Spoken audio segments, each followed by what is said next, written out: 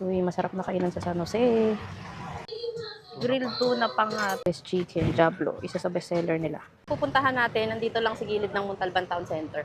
Liliko tayo dito guys, sa may Chowking. Liliko tayo dito. Didiretsuhin nyo lang tong daan ha. Nandun pa sila eh.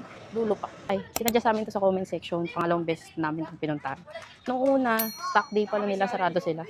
Lakad lang guys, simula dun sa Montalban Town Center. Tapos ito na sila. Meat Mafia, Smoky Barbecue.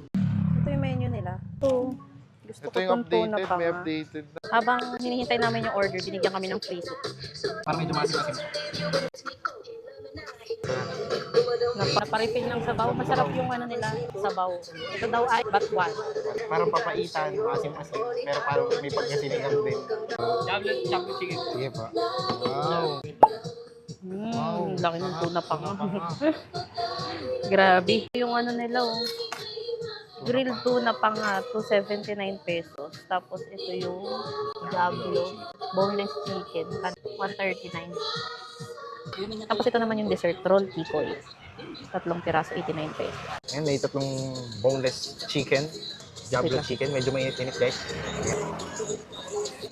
Masarap. Parang sweet and spicy siya. Ay, Ito guys, isa pa.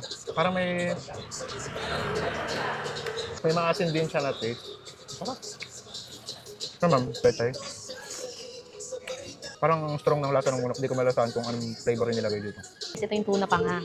Malaki to kasi to 79 pesos din isang order nito guys. Yun yun naman oh, ang laki. Laki, boy. Lasa natin. Uy, grabe oh. Laman ng tuna oh. Sasawsaw mo yan dito sa ano, toyo mansi. Kasi ito yung kanin nila oh. May garlic.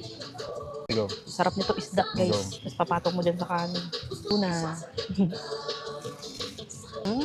Stop. Nakamiss yung ganitong may inihaw na isda. Kasi karamihan, inasal eh. Manamis-namis yung ano nila, sauce. Kakaiba yung side dish nila kasi pechay. Parang may crunchy na texture. Ulit naman siya sa 279 kasi malaman yung ano pangaw. Sa laki nitong tuna pang. Good for sharing na siya. Pinashare na lang kami ni Titikman ko rin tong Diablo. Kasi maanghang siya. Kayo may nerd hindi. Maanghang. Yung Diablo nga. Tikoy. Ito naman yung tikoy. Chocolate.